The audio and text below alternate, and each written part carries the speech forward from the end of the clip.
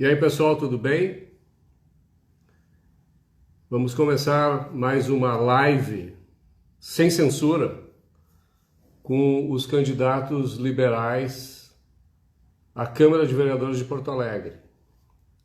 Já fiz um programa desses com o Felipe Camozzato, há poucos dias atrás, é mais ou menos uma meia hora de papo livre, assim, eu faço algumas provocações, o candidato expressa aquilo que pensa, e a conversa então flui em torno dos nossos problemas e das soluções que envolvem a viver aqui na nossa cidade, né? Na cidade de Porto Alegre, que eu brinco ser também conhecida por Havana do Sul, uma vez que nós estamos há muito tempo sendo governados por partidos comunistas ou social-democratas que utilizam o Estado para impor, com decisões arbitrárias, um modo de vida que nós, indivíduos, muitas vezes não aceitamos, né? Então, Porto Alegre se tornou uma cidade onde as pessoas são reprimidas, onde aqueles que buscam inovar, desenvolver um trabalho mais específico, produtivo e tal, acabam indo embora, e os que ficam aqui acabam sofrendo enormemente na mão desses políticos que criam leis subjetivas que impedem o desenvolvimento das pessoas, o florescimento das pessoas, a prosperidade das pessoas, porque elas são impedidas de fazerem aquilo que elas gostariam para produzirem os valores que entendem necessários para buscarem realizar os seus propósitos e alcançar a felicidade que todos nós queremos, tá? Então, hoje a conversa vai ser com o Bernardo Roll. O Bernardo já está aí, já está pedindo para entrar aqui na live, então eu vou convidá-lo para a gente trocar um pouco de ideias a respeito da participação dele agora nessa campanha eleitoral para o, a Câmara de Vereadores. Antes Fala, disso, Roberto. eu esqueci de fazer, eu vou pegar os meus ouvidinhos, Bernardo. Sabe, Vai eu lá, vai sou lá. um pouco acostumado com o Instagram, eu esqueci de botar os ouvidinhos para a gente poder conversar sem ter reverberação. Só um pouquinho. Tranquilo. Enquanto isso, eu vou entretendo o teu público. Tu sabe que eu tava lá O no... negócio é bem informal, né? Tu sabe que é Sim. sendo, né? Eu ia comentar que eu tava lá no nosso comitê de campanha e aí eu me dei conta que a gente não fez o isolamento de uma janela ainda e o comitê é na frente é na Avenida João Pessoa. Então tem um barulho fantástico de carros e ônibus. Aí a gente fez um teste, porque eu não tinha feito live de lá ainda. E o barulho absurdo, não ia conseguir fazer a live de lá. Aí eu voltei correndo pro meu escritório. Pois é. Mas o negócio é o seguinte, quando a gente faz essas coisas que não sabe, né? Sempre tem esses senões, né? A gente vai aprendendo com o tempo. Um cara meio senil como eu, que apesar de usar tecnologia há muito tempo, mas tem essas coisas novas aí, como live no Instagram e tal, que tu tem que controlar o instrumento e ainda ficar pensando o que tu vai conversar com a pessoa que tu trouxe. É complicado, eu não gosto muito de fazer isso, mas eu acho que é um imperativo. Eu tenho que aprender, tenho que experimentar. Em breve, inclusive, eu vou estar participando do programa Na Guaíba, né? Guaíba, né? Então, tenho que aprender a falar melhor para poder expressar aquilo que eu considero que escrevo bem, tá? Então, esse tipo de exercício serve para mim aprender a falar um pouco melhor, assim, ao vivo, né? De improviso, e também para que o público conheça os candidatos a vereador de Porto Alegre, né? Então, tu está servindo meio de cobaia aqui, né?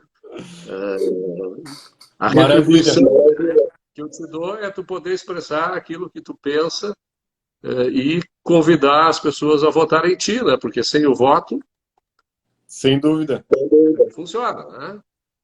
Eu vou te sugerir que tu baixe um pouco a parte de baixo do teu celular para o pessoal poder ver teu rosto integralmente. Tá, para mim tá cortado, não sei como é que tá pro pessoal. Aí, agora sim, tia. Melhorou? É que Perfeito, o que eu 100%. vejo aqui não é a mesma coisa que tu vê aí, então eu não tenho noção, Sim, né, sim. de como está. Não, Outro agora tá dia a minha perfeito. irmã me mandou uma mensagem dizendo, tu está muito perto, né? É E isso. eu achei, pô, mas eu nem alcanço no celular, como é que eu estou perto, né? Mas é que a imagem que as pessoas veem aí não é a mesma que quem está transmitindo vê aqui, né? Então, espero que agora esteja ok, né? Que não apareça só a careca, né? Tá aparecendo Agora tá tudo. perfeito aqui. Ótimo. Bom, então vamos lá. Bernardo, fala um pouco de ti. Qual é a tua atividade profissional? O que te motivou a participar da política? Quais são os teus anseios, como um candidato à Câmara de Vereadores de Porto Alegre? O que tu pretende fazer quando chegares lá? Tá ótimo, Roberto. Bom, de novo, obrigado pelo convite. Fico muito contente de poder trocar uma ideia contigo, fazer esse bate-papo, dividir aí com os nossos, no, o pessoal que está visualizando essa live, poder expressar alguns pensamentos aí, algumas ideias para Porto Alegre. E também já aproveito e convido o pessoal a usar esse aviãozinho aqui e disparar para o maior número de pessoas possíveis, que aí todo mundo que vocês acreditam também que tem a ganhar elegendo uma bancada liberal em Porto Alegre. Então, direcionem essa live aí para a gente poder conversar com o maior número de pessoas. Cara, eu tô no Novo desde 2015. Eu entrei no Novo em 2015 como voluntário. O Novo ainda não tinha ainda bem a sua estrutura formalizada, ainda era um grupo de pessoas que estavam querendo viabilizar o partido. Eu já, é verdade, que cheguei já quase nos finalmente disso, mas foi um momento muito importante assim de definição e de consolidação do Novo no Brasil inteiro e também aqui no Rio Grande do Sul. E foi nesse momento que eu, apresentado ao Partido Novo, comecei a pesquisar e aprender mais sobre liberalismo, porque para mim antes era mais uma divisão esquerda-direita, capitalismo versus socialismo. Não tinha a finese ainda do saber o que era o liberalismo, de conhecer um pouco mais a fundo. E até uma das primeiras palestras que eu assisti sobre isso foi contigo, lá no Hotel Continental, que tu foi falar sobre objetivismo. E foi Ah, um dos sim, primeiros. eu estive lá junto com o Ronald Hildebrand, Exato. que E fez ali, uma apresentação sobre economia, né? exatamente, exatamente. E ali foi que foi começando a me criar essa percepção que existe algo um pouco além do que era só a esquerda, a direita, só o capitalismo, e que a gente tinha um caminho a trilhar ainda no Brasil, e eu precisava aprender muito sobre isso se eu quisesse ter uma contribuição mais importante, né, no meio político. E aí comecei a frequentar os fóruns liberais, do Fórum da Liberdade, o Instituto Atlantos, comecei a acompanhar mais de perto, estudar mais, e aí eu comecei a ver que existe um caminho a ser trilhado enquanto um político liberal, ou então de formulador de políticas públicas, que tem um espaço que não existia até então na política brasileira, e aí a gente elegeu pela primeira vez através do Novo, os políticos liberais, né? O Felipe Camozato aqui, depois o Fábio Osterman, o Giuseppe Rezo e o Marcel Van Hatten, e a gente começou a ocupar esse espaço. Eu sou comerciante aqui no centro de Porto Alegre, eu tenho uma agência lotérica, já desde 2012, então juntando essa nossa visão do novo e esse aprendizado que eu tive de liberalismo e como existe uma demanda gigantesca para formular essas ideias de forma a serem colocadas em prática e também aliando isso ao meu background, à minha trajetória como um comerciante, como um empreendedor, eu vejo que hoje a gente é muito mal representado na Câmara de Vereadores. Talvez um ou dois políticos têm mais alinhamento conosco, e a gente vê, às vezes, uma policial militar de carreira, que é uma funcionária pública, querendo representar os comerciantes, os empreendedores. Nós vemos outros funcionários públicos, professores, sindicalistas, até um petista que se diz representar os comerciantes do centro de Porto Alegre, ou um ex-jogador de futebol faz muito voto entre os comerciantes do centro de Porto Alegre.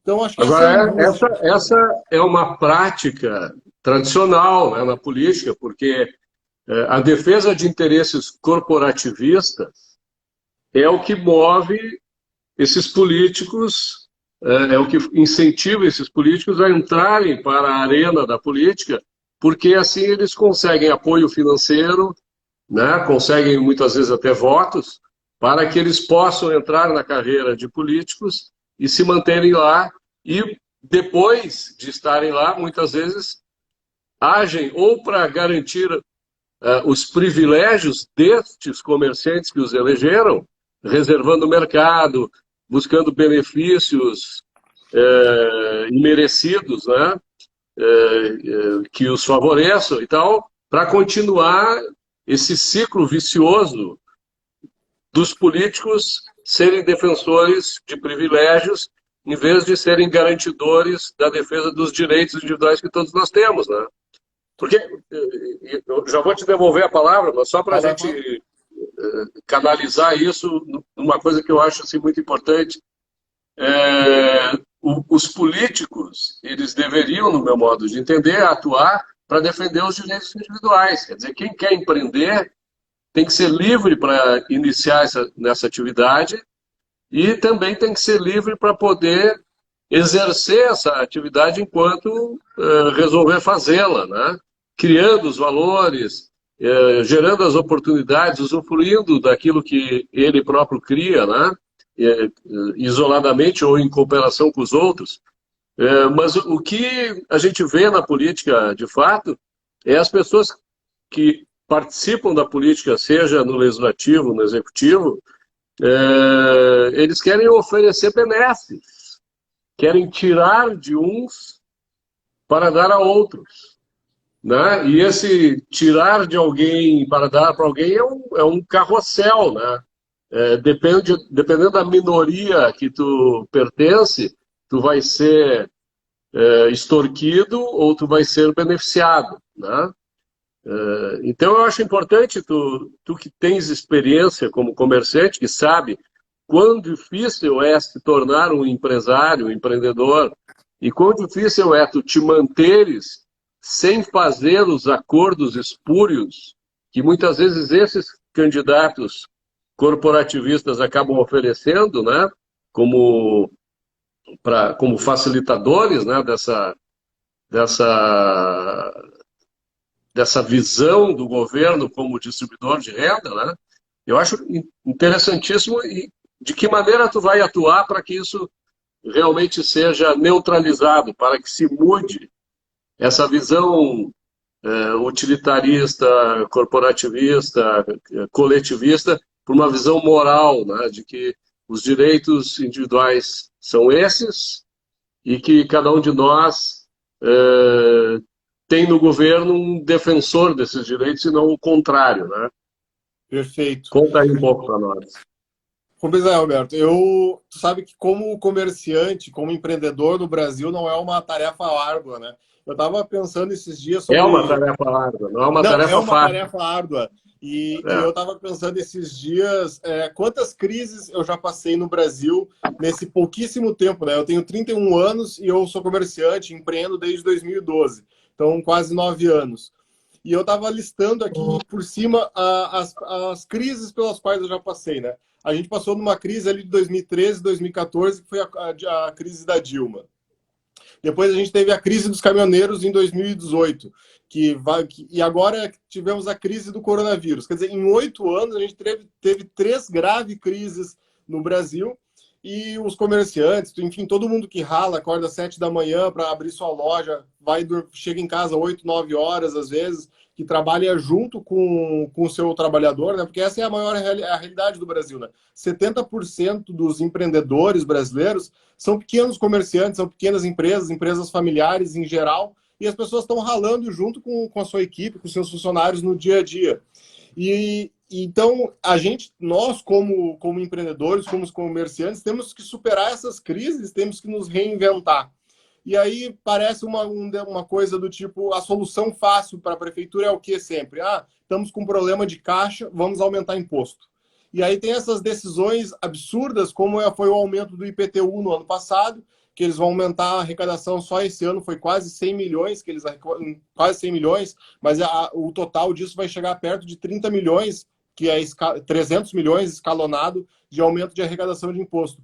E esses supostos defensores que eu estava te falando anteriormente, que na verdade são aí carreiristas políticos, eles votam errado, votam a favor do aumento de imposto, que quebra justamente os negócios, né? Esse ano a gente teve um baita problema aqui na cidade, que foi o abre e fecha, que isso foi praticado só por esse prefeito cabeça de vento, né?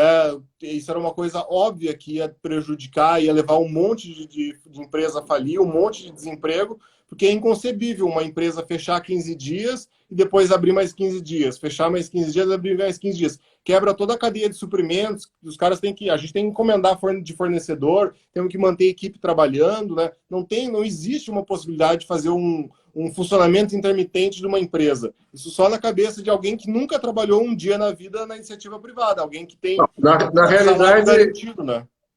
Na realidade, essa medida que o prefeito Marquesan Júnior tomou, ela se baseava no entendimento equivocado do que é o mercado, né? Porque a ideia esdrúxula que passou pela cabeça dele e de muitos outros é de que existe atividade essencial e atividade não essencial. Quer dizer, até podemos aceitar esta visão se a gente olhar na ótica do consumidor, né? Claro. Quer dizer, eu tenho produtos que para mim são essenciais, tem produtos que para mim não são essenciais, então eu vou decidir o que eu vou comprar, o que eu não vou comprar. Certo? Agora, isso é uma parte do processo. Eu até brinquei quando eu chamei para a tua live, dizendo qual o liberal que tu és, né?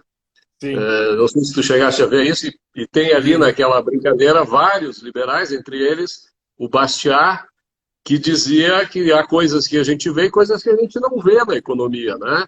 Então, é muito fácil para quem não é empreendedor ver, isso aqui é essencial, isso aqui não é essencial, então vamos privilegiar, ou melhor, vamos garantir os direitos de quem é essencial e vamos violar os direitos de quem não é essencial, né? Só que essa dicotomia, essa separação não existe, né?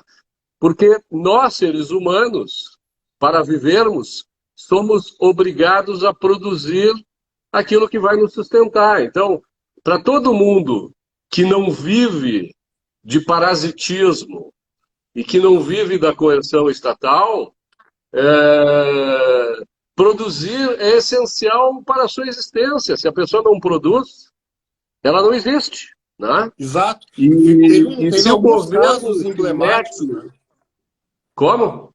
Teve alguns casos emblemáticos, né? Por exemplo, um dono de uma lavagem de carro que foi preso, porque ele não tinha... o cara tem um pequeno comércio, né? Ele vivia da lavagem de carros e ele não tinha simplesmente como parar as suas atividades, e os R$ 600 que foi generosamente, né, dado ali pelo governo não era o suficiente para manter a sua família. Então ele falou assim, não, vou abrir a minha lavagem aqui, vou continuar lavando o carro.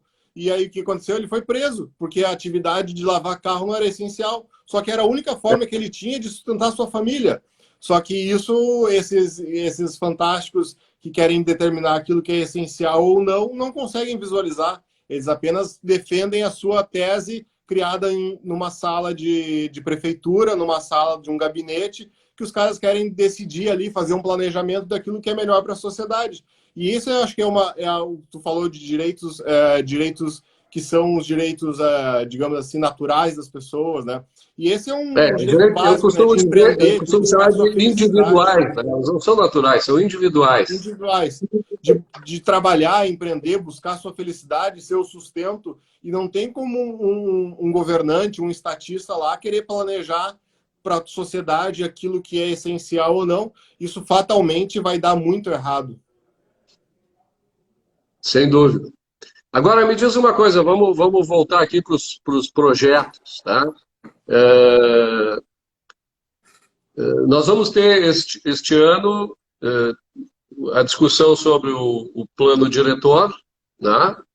Eu até disse que tu é obsessivo na defesa da revitalização do centro da cidade, né? Quer dizer, como tu atua lá, tu queres efetivamente fazer com que o centro da cidade seja revitalizado, né? Uhum. E o plano diretor, certamente, ele tem uma influência muito grande nesse aspecto, né? Sem De que dúvida. maneira tu vês, assim, falando sobre o uso do solo, zoneamento urbano, enfim, questão da mobilidade, né? Densidade geográfica, verticalização, enfim, de que maneira tu vês que a gente pode, através do plano diretor, melhorar as condições de vida em Porto Alegre, não apenas para os que têm condições socioeconômicas melhores, mas também para aqueles que foram expulsos do centro da cidade ou que vivem, e se vivem no centro da cidade, vivem como favelados, né, em condições precárias, sem saúde, sem saneamento e sem condições de infraestrutura básica adequadas. Perfeito. Vamos lá.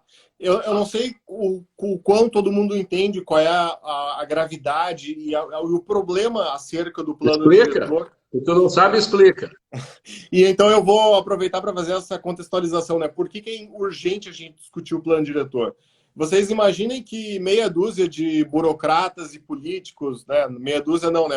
Infelizmente são muito mais. Sei lá, 20, 30 burocratas se reúnem e eles traçam um plano para onde eles querem que a cidade cresça, para onde eles acham que tem que ir o desenvolvimento da cidade, qual é o que eles acham que fica mais bonito ou mais agradável ser a altura dos prédios. E eles vão desenhando essas regras da cabeça deles, ou de estudos, de teorias e teses. Então, a cidade acaba não crescendo de uma forma que seria orgânica, da forma que seria a vontade pessoal e individual, ou a visão empreendedora que enxerga as oportunidades para as cidades crescerem para cada um dos lados.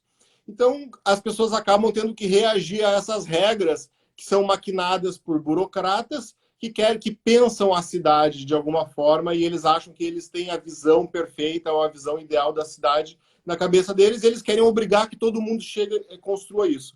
E aí o que aconteceu em Porto Alegre?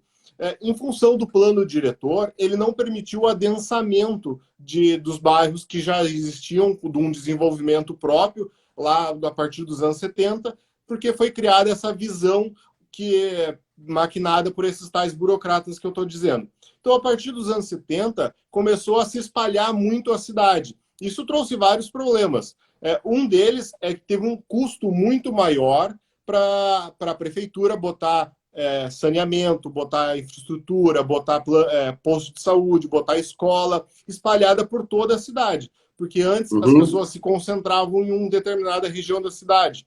E aí, por conta desse plano diretor, ficou muito caro, porque a população continuou crescendo, eles não podiam continuar a empreender e construir prédios maiores, com maior densidade, com maior metro quadrado, maior ocupação do solo, e aí precisou criar esses locais por uma questão financeira em bairros mais distantes. Então a cidade foi se espalhando de uma forma direcionada por esse plano diretor. E aí o que aconteceu? No centro de Porto Alegre, se você for pegar, por exemplo, a maioria esmagadora dos empreendimentos, dos prédios, das construções, é por volta dos anos 50 até os anos 70. Inclusive, os prédios mais altos da cidade são aqui. Quando a lei ainda não existia o plano diretor da forma que tem hoje, você tinha muito mais flexibilidade. E desde então, se tornou praticamente inviável você investir nas regiões centrais, porque o custo não tem viabilidade financeira. Você não consegue viabilizar hoje, porque os terrenos são mais valorizados. Você precisaria construir, fazer um empreendimento, por exemplo, de 20 andares, com muita ocupação de solo, ou sem recuos. Enfim, você tem que desenhar um projeto que se sustente financeiramente e que tenha atratividade para as pessoas pensarem, não, esse valor de imóvel, esse metro quadrado me serve, eu consigo pagar por isso. Só que o que aconteceu? As pessoas mais pobres se tornou inviável comprar um empreendimento no centro de Porto Alegre. Então precisaram comprar lá na Restinga, lá no Novo Petrópolis, lá longe, no Sarandi, porque por essas questões, porque a prefeitura, através do seu plano, inviabilizou que as pessoas morassem em regiões centrais. Aí o que acontece? Elas têm que passar 2, 3 horas por dia em ônibus, viajando de um lado para o outro da cidade, para poder chegar no seu local de trabalho. Isso é um ponto. Mas hoje, te falando então sobre a revitalização do centro. O que é a nossa visão? A gente precisa atrair de novo investimentos para o centro, porque o centro está se acabando.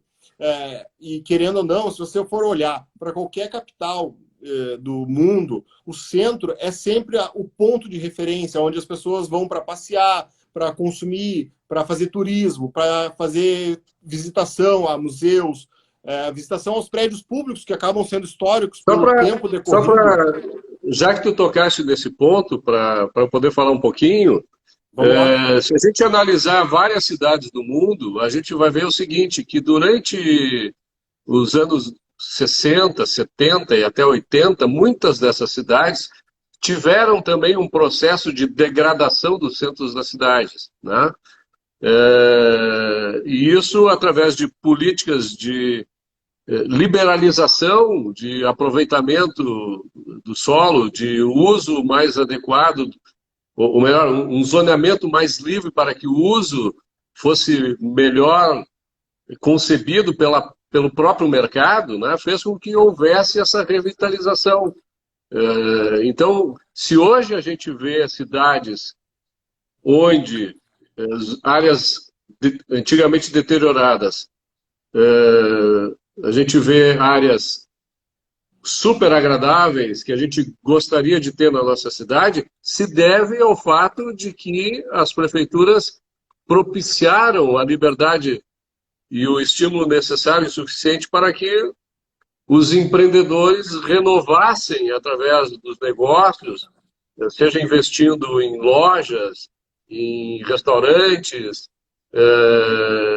na remodelação de prédios, né, com retrofit, com gentrificação, etc., para que isso realmente pudesse se tornar mais agradável e economicamente colaborasse com a cidade para que nós pudéssemos viver melhor, né, nesses locais. Então, tem que ter essa ação direta, né, a respeito disso. Não, sem dúvida. Inclusive, é importante frisar que o estado do Rio Grande do Sul e Porto Alegre estão quebrados. Não há recursos do pagador de impostos para direcionar para uma revitalização, para aquelas coisas que o pessoal da esquerda fala, não, que a prefeitura tem que investir no Cais Mauá, tem que investir no mercado público. Isso é sonhar, isso não há visibilidade de possibilidade disso acontecer. A gente não tem dinheiro, né? A cidade de Porto Alegre já toma o máximo que consegue de tomar de dinheiro da população e ainda assim não consegue nem fechar a folha de pagamento. Então não há recursos vindo para extorquir ainda mais a população para direcionar para esse tipo de atividade. A gente tem que contar com as parcerias da iniciativa privada, a gente tem que atrair as pessoas para investirem aqui se a gente quer revitalizar essa área, se a gente quer ter um ambiente agradável, né? O centro de Porto Alegre, para quem entra pela Farrapos, para quem entra pela Avenida da Mauá, a cena que o porto-alegrense se dá, o nosso turista dá ao chegar em Porto Alegre, é uma cena terrível. A Avenida Mauá atirada, a Farrapos completamente degradada. Um muro escondendo o principal ativo da cidade, que é o Lago Guaíba, que é o pôr do sol mais bonito do mundo, né? Como os porto-alegrenses gostam de dizer. Mas escondido por um muro. Então, o Cais Mauá parece um mausoléu caindo aos pedaços, ou uma série de mausoléus caindo aos pedaços. Então, o que a gente precisa? Ter uma visão empreendedora sobre isso, mas da iniciativa privada. Olha aqui, nós temos esses ativos. Vocês querem trabalhar isso? Vocês querem revitalizar? Vocês querem trazer investimento? Vocês querem que os porto-alegrenses tenham uma experiência ao frequentar esses ambientes mais agradáveis? Eles querem se sentir seguros ao passearem pelo centro, ao frequentar esses ambientes? Vocês querem vir a um museu e ter a tranquilidade, quer vir à Feira do Livro e ser um local agradável de se passear? Então, se a gente quer ter essa visão para a nossa cidade, a gente tem que permitir que esses investimentos aconteçam. E tem que parar de enrolar. Não é inconcebível demorar 7 anos para fazer uma concessão do mercado público. Mas aí tu tem que mudar a mentalidade anticapitalista que toma conta da mente desse pessoal, né? E que tem aversão aos investimentos privados, sejam nacionais ou estrangeiros, porque se tu pegar o exemplo do Cais do Porto, inúmeras tentativas de investimento foram feitas, mas nenhuma acabou se tornando realidade, e uma série de desculpas, seja baseado na burocracia ou nos conflitos entre os diversos agentes públicos, né, que tentam disputar o poder, impediram que isso acontecesse. Então, é preciso que se fortaleça politicamente essa ideia de que a iniciativa privada livre pode realmente resolver esses problemas, né? Sem dúvida.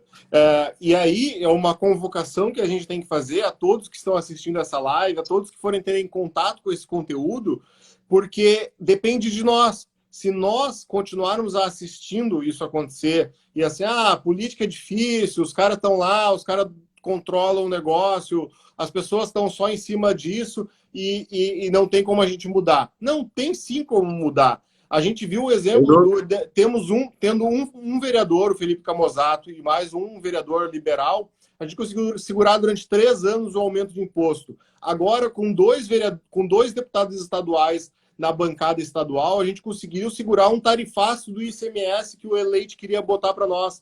Então, é possível, sim, mudar as políticas públicas, mudar a mentalidade, se a gente se envolver. Mas aí não adianta o pessoal querer votar, não, vou votar naquele fulano que é meu amigo, vou votar no fulano que é um funcionário público de carreira, ou é da segurança pública, né? Não, a primeira coisa e a coisa mais urgente que nós temos que fazer é colocar liberais que tenham um compromisso em deixar as pessoas em paz, que deixar os empreendimentos acontecerem, deixar os investimentos virem, porque se nós continuarmos tendo políticos que são cheios de opinião e querem definir os rumos da nossa cidade, a gente vai continuar não conseguindo fazer as coisas acontecerem. Nós temos que ter políticos que falem assim, não, quem sabe melhor da vida das pessoas, das suas famílias, são eles mesmos. São os chefes de família, as chefes de família, que sabem como gerir o seu recurso, o seu salário, e não é a prefeitura que tem que ficar definindo em grandes planos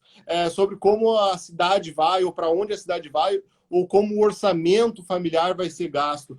Então, quanto mais a gente deixar e dar autonomia para as pessoas, melhor. E é só assim que Porto Alegre vai romper com essa mentalidade estatizante, essa mentalidade esquerdista, e a gente vai ter a chance de empreender e vai ter a chance de ter uma cidade mais próspera.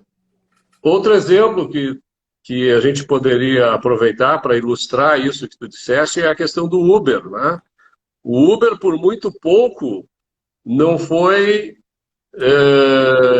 rejeitado pelo poder público aqui em Porto Alegre, né? Se não fosse o trabalho dos liberais para fazer com que o Uber pudesse realmente trabalhar aqui na cidade, o que fez com que se gerasse oportunidades para pessoas que perderam emprego, que não tinham perspectiva, enfim, servindo outros, né, de forma voluntária, de forma livre.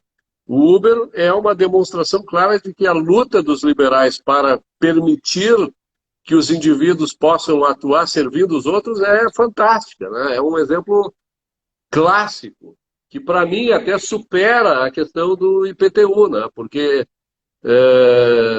o IPTU só é viável, a cobrança, o que é uma imoralidade, se houver valores criados a serem cobrados, né?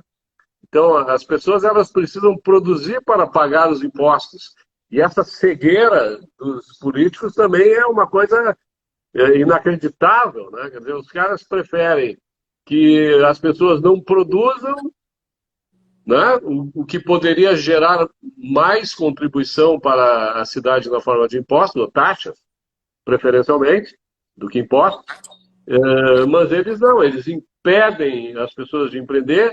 Se as pessoas empreendem, tornam o processo extremamente burocrático, ao ponto das pessoas desistirem, e o pouco que produzem ainda é tomado na forma de impostos. Quer dizer, quem é que se vê incentivado a contribuir com a cidade na qual reside? Né? Ninguém, né? Obviamente ninguém, a não ser Sim. que tenha um privilégio qualquer dado pelo poder público. Né? E a gente já passou dos 30 aí, que estava combinado, mas tu falou de um ponto agora. Se tu tiver mais alguma coisa, fica à vontade, completa o Não, teu raciocínio.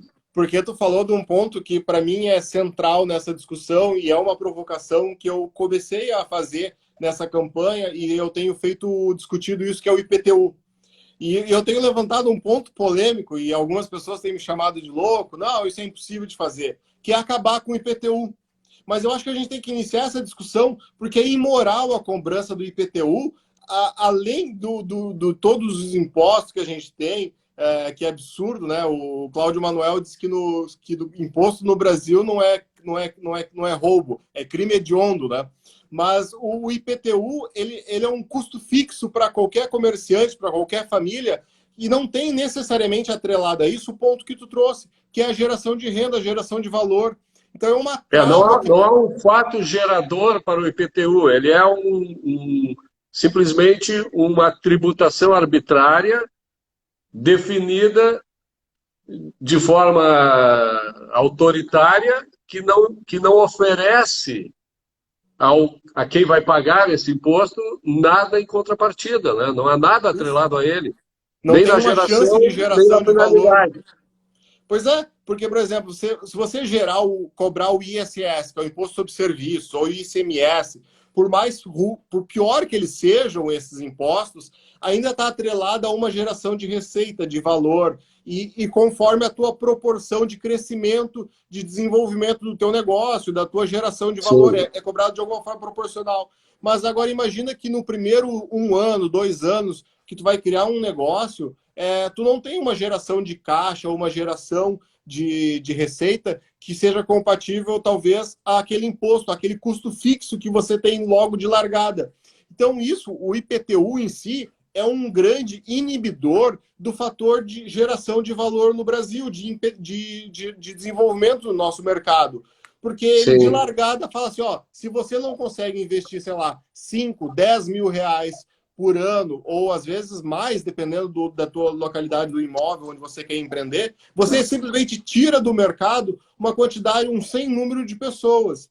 Então, isso para mim é uma briga que a gente tem que comprar, que é tirar o IPTU. A gente pode começar tirando o IPTU dos pequenos negócios, de alguma forma, dos negócios iniciantes, dos negócios entrantes, mas essa é uma discussão que a gente precisa fazer. Claro, essa discussão a gente não consegue fazer só a nível municipal. O máximo que eu consigo fazer aqui é tentar reduzir ao máximo essa alíquota para permitir gerar mais valor e permitir criação de novos negócios e a gente ter uma cidade mais próspera. Mas a nível nacional, com a bancada crescendo e se fortalecendo do novo, a gente tem que discutir, será que o IPTU se justifica?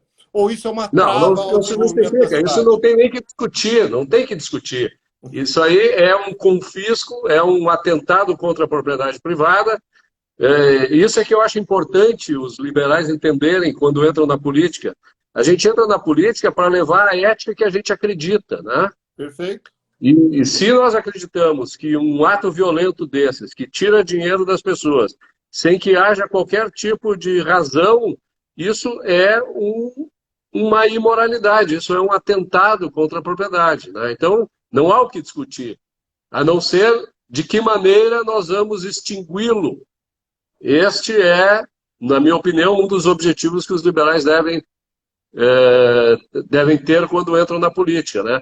Para encerrar a nossa conversa ainda nesse tema, e eu acho importante porque esse assunto ficou tá meio morno, eu não tenho mais ouvido falar, é a respeito do tombamento das propriedades que a prefeitura adota, né? Impondo aos proprietários uma série de ônus, e entre eles o de tirar o direito à propriedade propriamente, né? Que as Sim. pessoas elas deixam de ter a liberdade de fazer o uso da sua propriedade como bem entendem, né? E nós tivemos o caso aqui do tombamento das casas em Petrópolis, né? Foram mais ou menos mais de 300 casas tombadas, né? Isso Inicialmente eram entrou... 900 imóveis, e aí, com alguma Sim, briga, conseguiu se reduzir, né?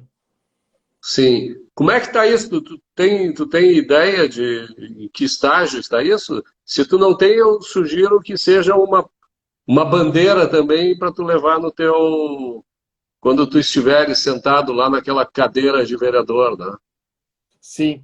Tu sabe que nessa caminhada para me tornar um bom vereador, a gente tem que se inteirar de muitos assuntos. E para mim, isso foi uma das coisas mais chocantes, né? A prefeitura simplesmente listou 900 imóveis na região do bairro Petrópolis, e isso ainda está se desenrolando, porque foi feita uma lei.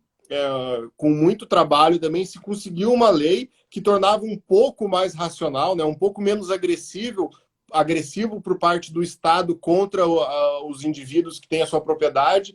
Isso. Só que ficou em stand-by, em específico, o inventário do Petrópolis, que se judicializou todo o tema, inclusive Uhum. com o Ministério Público fazendo um ativismo desproporcional em relação a isso. O pessoal brinca que são procuradores xiitas que estão à frente do caso, e isso daí agora, a último estágio que está isso, No é que a caso, prefeitura... defendem a A violência listagem de contra a tudo. propriedade privada. Exato, os caras não querem deixar as pessoas que foram lá, trabalharam, conquistaram o seu patrimônio, o seu imóvel, e agora não podem gozar do seu patrimônio.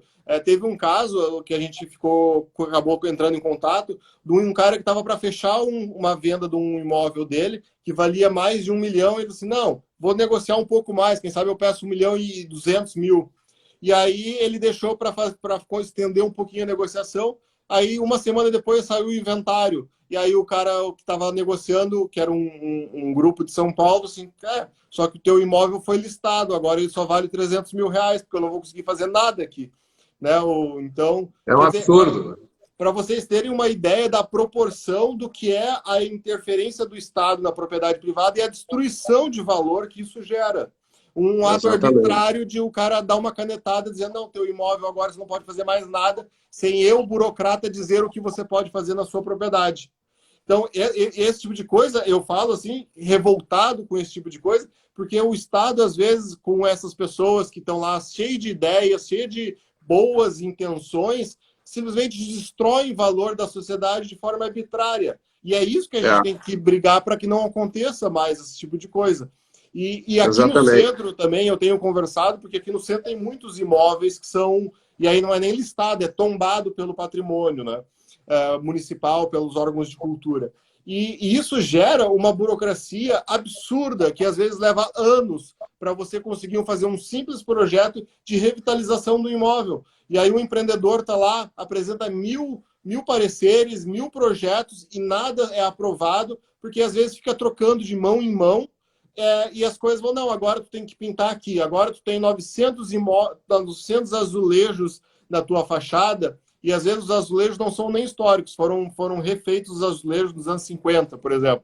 E o cara, não, Sim. tem que botar esses azulejos, não pode mexer em nenhum azulejo, inclusive está faltando 2 azulejos aqui, tu tem que repor esses azulejos. Não, mas o Tem que azulejo importar é de dos anos Portugal, por 50. exemplo, e botar lá. E aí se inviabiliza projetos de investimento no centro de Porto Alegre. Você tem casas aqui que os proprietários estão esperando cair para tentar fazer alguma coisa. Só que aí o que eu descobri nesse meio do caminho, né? Que isso é até pior, porque esses procuradores, enfim, que estão ativistas nesse assunto, eles trazem um argumento de legislação ambiental, porque você não está... A questão da ambiência, aquele imóvel não era só ele em si um patrimônio histórico, mas ele era parte de um ambiente histórico criado para a cidade. Então, se você deixa cair o imóvel de alguma forma, você é enquadrado na legislação ambiental e você pode ser, inclusive, preso, que a legislação prevê esse tipo de coisa. Então, o empreendedor ou o proprietário, às vezes, herdou aquele imóvel, não consegue, não tem dinheiro para investir naquilo ali, não há recursos, pessoal.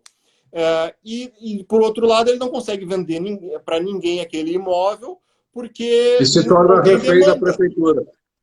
Não tem demanda, porque, tipo assim, você vai precisar gastar 1 milhão, 2 milhões para recuperar aquele Sim. imóvel e ele vai ser uma casinha que cabe ali para fazer um café.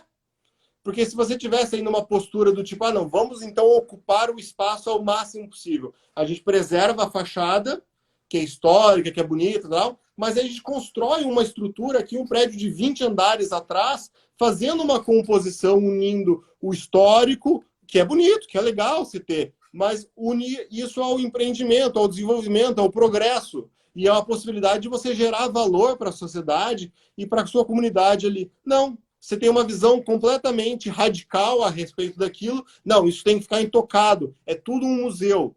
E nada pode ser mexido. Bom, E aí nós temos em Porto você tem Alegre... esse centro que está acabado, porque inviabiliza investimento aqui. É revoltante, é triste, é chocante você ter esse tipo de mentalidade na prefeitura e nos órgãos estatais.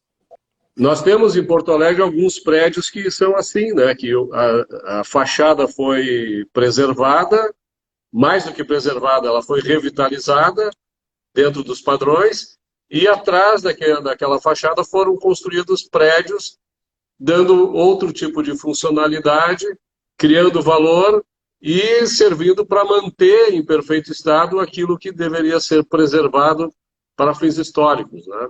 Sem dúvida, esse é o Mas, caminho. Bernardo, nós já passamos aqui do nosso tempo combinado.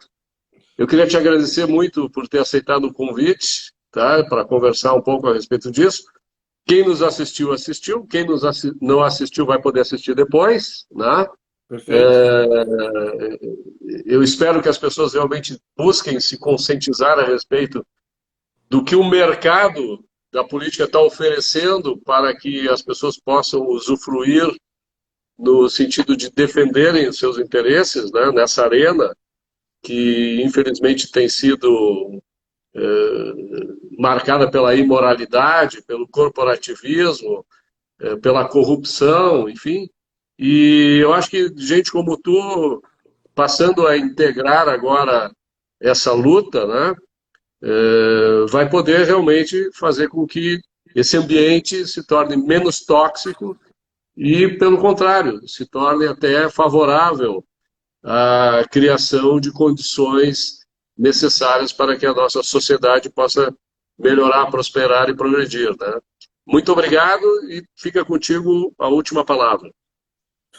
Perfeito. Obrigado, Roberto. Fico muito contente com esse convite, com essa oportunidade de discutir algumas ideias que a gente acha que são essenciais para Porto Alegre. Eu fico muito feliz de ter tantas pessoas que estão se engajando e se envolvendo nessa campanha. Realmente, eu comecei esse projeto trabalhando muito, já venho me preparando há muito tempo, mas confesso que acabei me surpreendendo com o engajamento, com o envolvimento, com a vontade das pessoas de fazerem essa campanha dar certo. A gente conseguiu bater uma meta inicial de captação de recursos que nos dá uma tranquilidade de fazer um projeto muito competitivo, uma campanha muito competitiva. A gente tem 30 dias ainda para trabalhar e para ir atrás dos votos que nos faltam. Então eu convido a todo mundo que queira ser também um multiplicador desse projeto e ajudar a chegar na Câmara de Vereadores. A gente teve um apoio de pessoas ilustres também e pequenas doações. A gente teve um número grande de doações, foram mais de 40 doações já agora, e outras doações relevantes que garantiram a competitividade desse projeto. E agora a gente quer fazer o projeto acontecer de verdade, e aí para isso a gente precisa do apoio de todo mundo que está nos assistindo, todo mundo que quer ver uma bancada liberal forte na Câmara de Vereadores.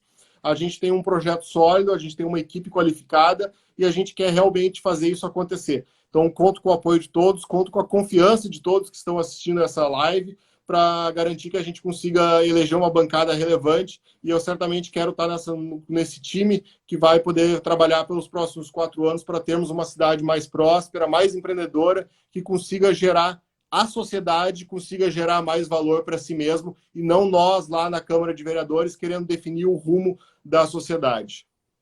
Beleza. Obrigado, Obrigado, Roberto. Um boa grande abraço. sorte e vamos à luta. Abração. Obrigado, gente. Uma boa noite. Tchau, obrigado. Boa noite para todos.